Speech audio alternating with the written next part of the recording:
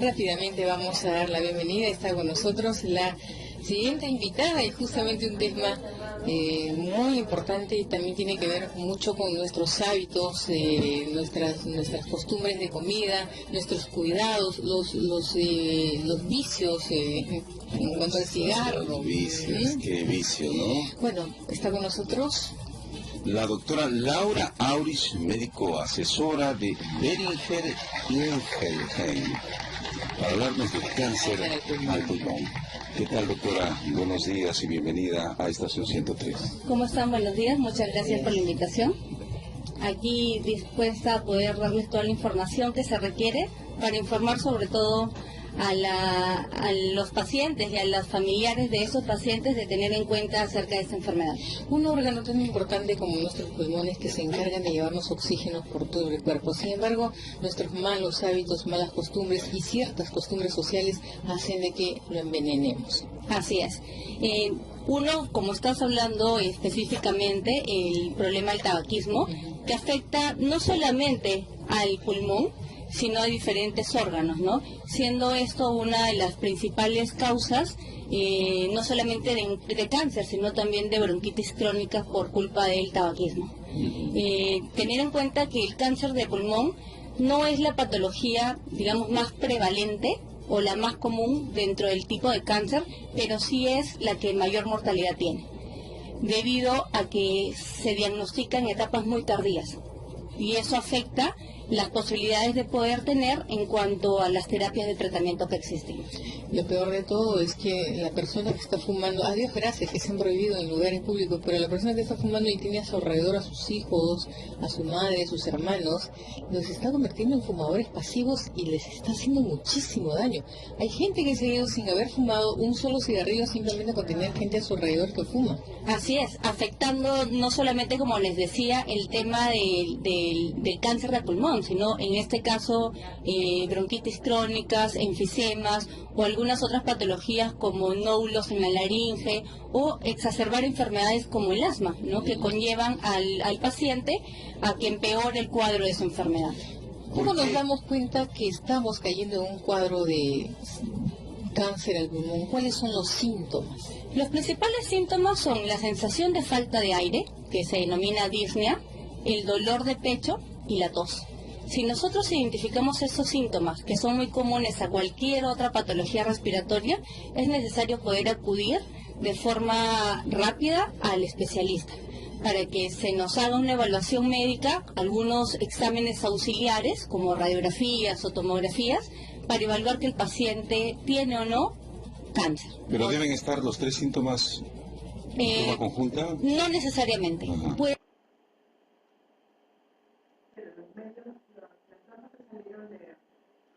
Por ejemplo, por cualquier tipo de bronquitis o cosa podemos tener estos síntomas, por los cuales no son muy relevantes que te digan, no todos los pacientes que tengan estos síntomas van a decir, tengo diagnóstico de cáncer. Claro, de pronto no alarmarse, ¿no? Así es, no alarmarse.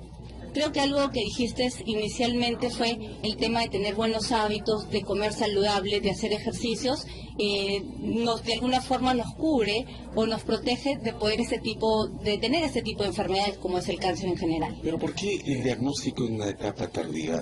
¿Qué es lo que pasa? ¿Los pacientes no se dan cuenta? ¿Los síntomas no son lo suficientemente alarmantes como para que diga, uy, cuidado, que esto puede ser cáncer? Sí, eso es especialmente lo que ocurre. Los síntomas no son tan alarmantes y aparecen muy tarde, aparecen cuando ya el pulmón está comprometido en casi su totalidad y donde ya los estadios son avanzados. Hablar de estadios avanzados es hablar de compromiso ya en otros órganos, de compromiso general, de compromiso linfático, donde ya las terapias curativas no son suficientes, donde tenemos que ir son las terapias que nos van a alargar el tiempo de vida, pero de una manera en que el paciente pueda compartir con su familia, con su trabajo, es decir, mejorando calidad de vida.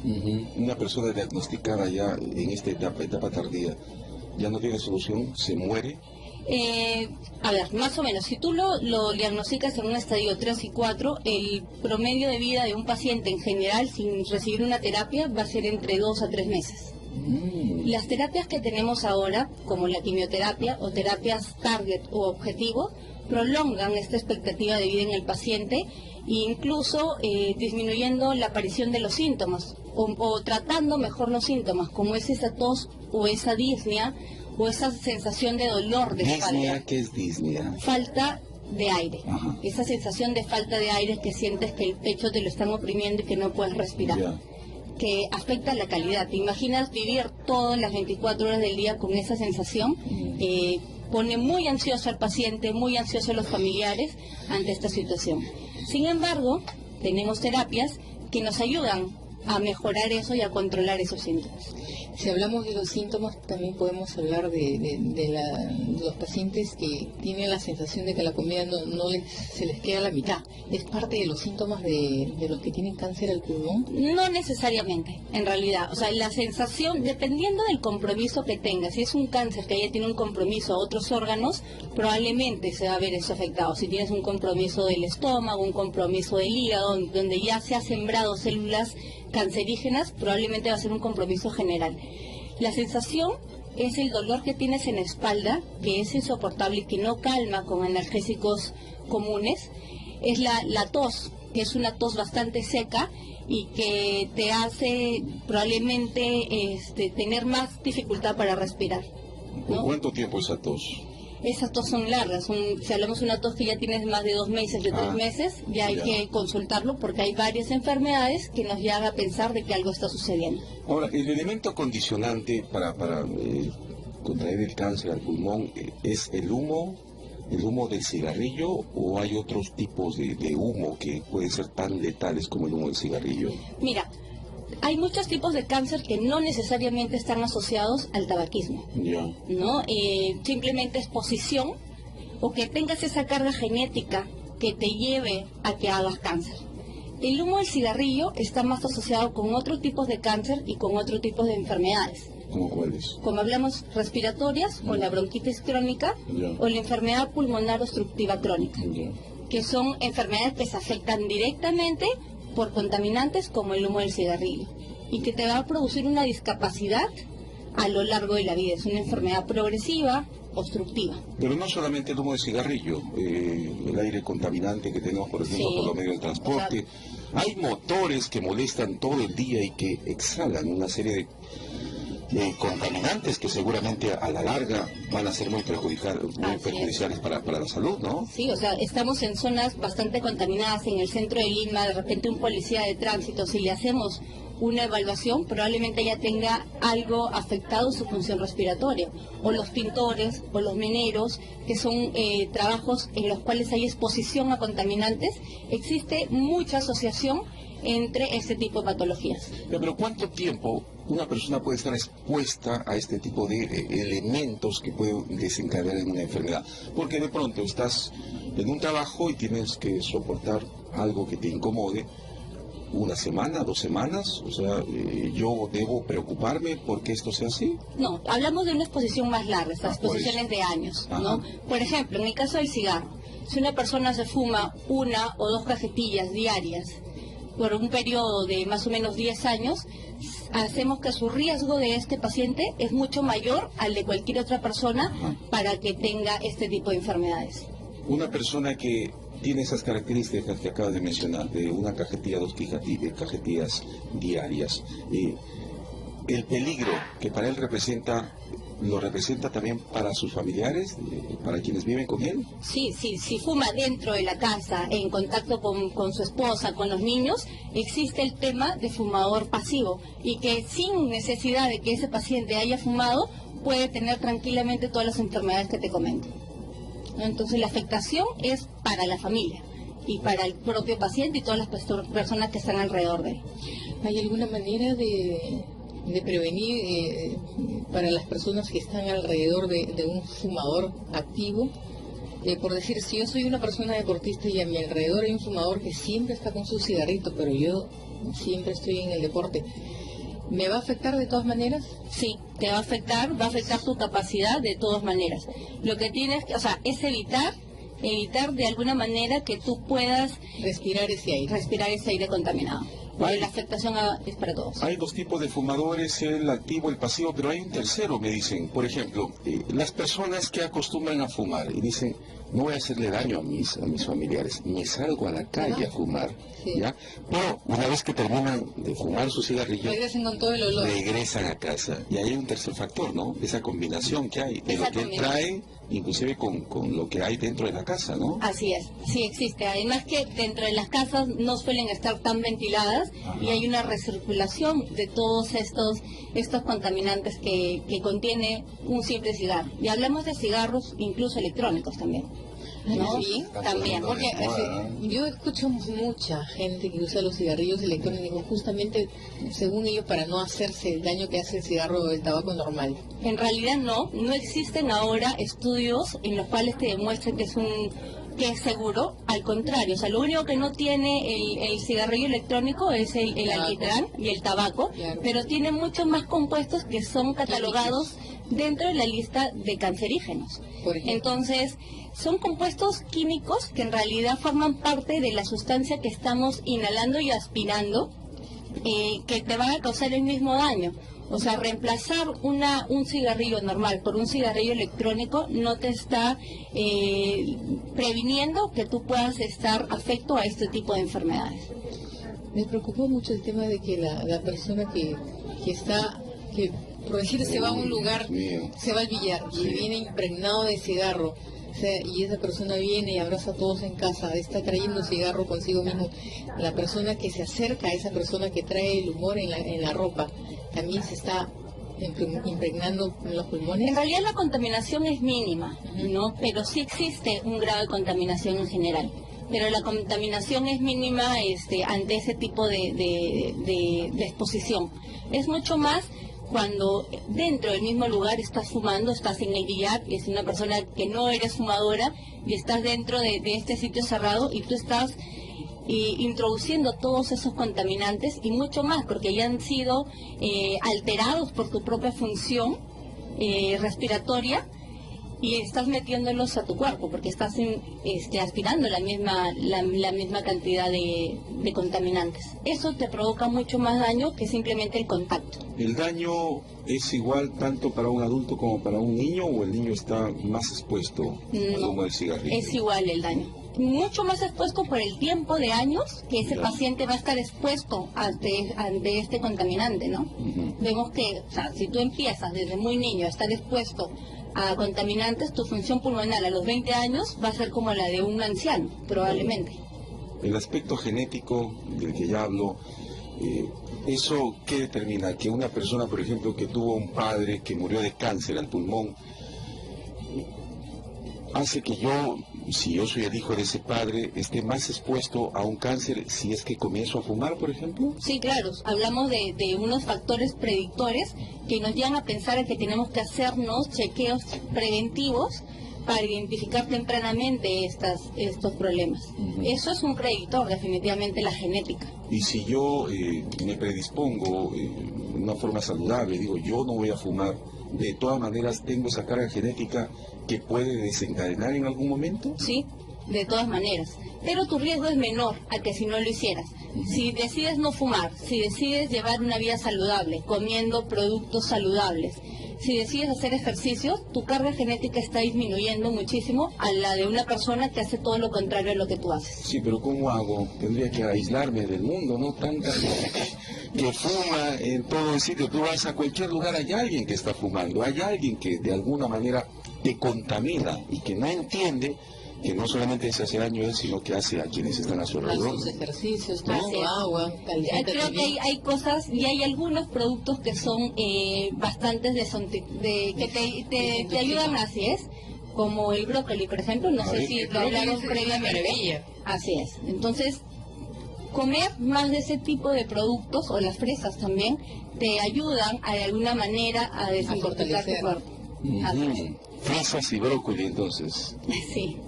Vamos a una pausa, este tema está muy interesante. ¿Cuáles son las formas de prevenir? ¿Se puede hacer un trasplante de pulmones? En el caso del cáncer, no. Vamos a la pausa. Seguimos. Seguimos con Estación 103 con Yuri Pinedo y Manuel Bejarano. 11:00 de la mañana, continuamos con la doctora Laura Aurich. Con ella estamos conversando acerca del cáncer al pulmón y ella nos comentaba, antes de irnos a la pausa, como se escucha que la ciencia avanza cada vez más, cuando hay cáncer al pulmón no se puede hacer un trasplante. En realidad no. En las etapas iniciales o las primeras etapas, lo que se puede hacer es una resección más bien del pulmón y sacar la parte del pulmón afectado para de esta manera aumentar el pronóstico de vida en el paciente. Y hacen terapias tipo radioterapia o quimioterapia, que es para curar la enfermedad. Pero cuando hablamos de etapas ya avanzadas, como estadio 3 o 4, en realidad los únicos tratamientos que existen son quimioterapia y las terapias target, que son las que normalmente está expuesto el paciente debido a que el diagnóstico es bastante tardío de esta enfermedad. ¿El estado de ánimo contribuye para que una persona, por ejemplo, se ayude en un tema como el cáncer? Muchísimo, porque al estar con depresión, al estar con el sistema inmunológico disminuido, es lo que afecta las defensas. Una de las causas incluso de no solamente de cáncer, sino de distintas enfermedades como cardiovasculares o metabólicas es el estrés, porque eso hace que disminuye tus células de defensa que van a combatir a estas células malignas, ¿no? Esto normalmente en una persona sana, tú tienes un sistema interno que reconoce esas células cancerígenas y las destruye para evitar que sigan creciendo. Pero cuando está afectado el sistema inmunológico, porque tus defensas están disminuidas, esta célula comienza a crecer, comienza a alimentarse sola a través de vasos sanguíneos nuevos y comienza a migrar por todo tu cuerpo, haciendo que tú tengas un cáncer generalizado o metástasis. O sea, no hay que preocuparse mucho. Así es. Creo que la manera de vivir la vida de una manera afrontando el día a día es tratando de ser lo mejor o lo más positivo posible, y de esta manera agregas un factor protector para este tipo de enfermedades. Pero eso es lo que hacen los niños. ¿Y por qué hay cáncer en los niños entonces? Porque tienen componentes genéticos bastante importantes que ya de alguna manera sobrepasan este mecanismo de defensa. Entonces hablamos de factores protectores, pero también hablamos de otros factores genéticos que van más allá de la ciencia y cómo poder controlarlos. Hay preguntas en nuestros oyentes. Sí, tenemos a José en línea. ¿Cómo está, José? Muy buenos días. Muy buenos días, señorita. Quería aprovechar al especialista en hacerle una consulta. A mi esposa le han detectado bronquiectasis quística en el pulmón izquierdo y bueno, como comprenderá, ha sido un golpe fuerte para mi esposa porque le han dicho que ellas, los que tienen este tipo de problemas, tienen 5 o 10 años de vida nada más. No sé cuán cierto será esto, y en el caso de que lo sea o no lo sea, ¿qué puede hacer mi esposa para que este problema no se genere en un cáncer o en algo peor? Por favor, me gustaría saber. José, me gustaría preguntarle cuántos años tiene su esposa. Ya, mi esposa tiene 58 años. ¿Ya? ¿Alguna pregunta que quiera hacer la doctora? No, en realidad... Vamos a responder después porque hay otras. Vamos con Norma, que nos llama desde Caraz. Hola, Norma. Hola, buenos días. ¿Cómo están? Felicitaciones al programa. Gracias, Normita. Buenos días. Quiero hacerle una pregunta. Quiero saber qué posibilidades hay de contraer este cáncer a los pulmones a las personas que consumen con ella. Buena pregunta. Gracias por llamar. Gracias, Norma. Vamos rápidamente entonces a responder primero a José, que hace una consulta para su esposa. Ok, en cuanto al primer caso, hablamos de una enfermedad totalmente distinta al cáncer.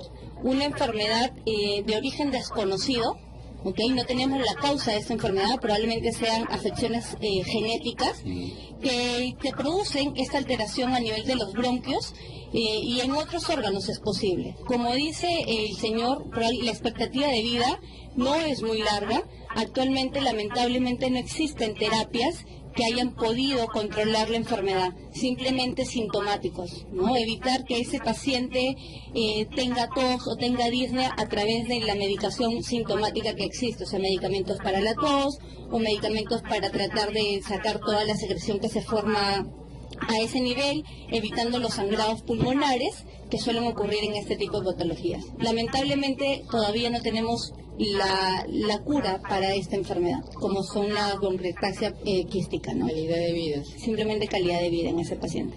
Llamarla todo lo que pueda, José, hacerle feliz. Así es. Vamos con la respuesta para Norma, que llama de Caraz. A ver, en el caso de la exposición al humo de leña, sí existe un factor de riesgo para cáncer de pulmón, pero existe un factor de riesgo mucho más importante para la enfermedad de EPOC, que es la enfermedad pulmonar obstructiva crónica. En el Perú se dice que no hay mucho EPOC por fumadores, pero sí hay mucho EPOC por el humo de leñas. En las zonas andinas tenemos una alta prevalencia de este tipo de patologías. ¿Cómo se comporta esto? Como una bronquitis crónica que va disminuyendo la capacidad pulmonar para poder respirar y te afecta de manera sistémica.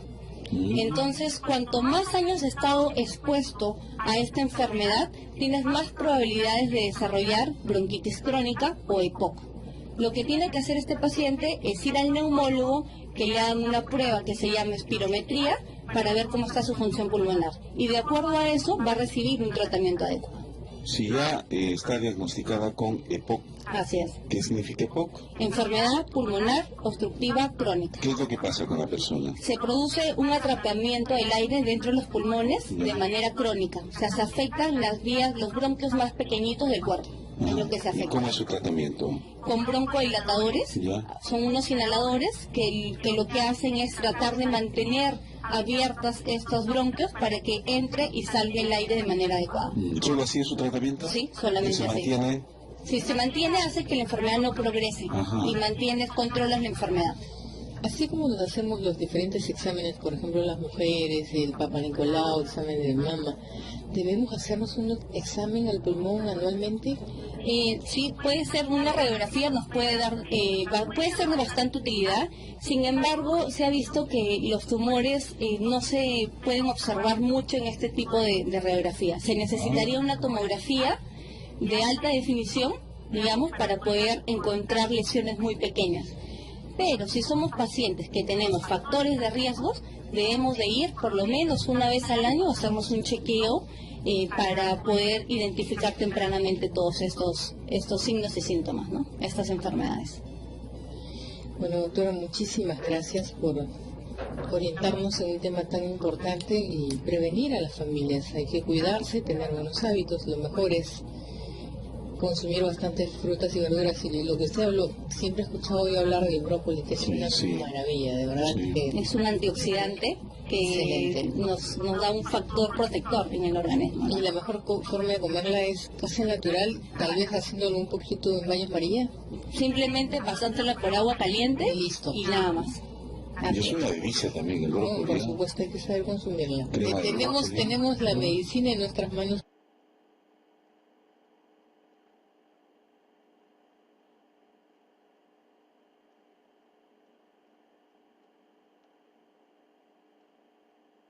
Si ya han tenido un paciente con cáncer de pulmón, saben a lo que nos referimos, porque afecta mucho la calidad de vida de ese paciente. Entonces, existen terapias que te ayudan a prolongar la vida y que te ayudan a vivirla de mejor manera, mejorando tu calidad de vida, disminuyendo los síntomas.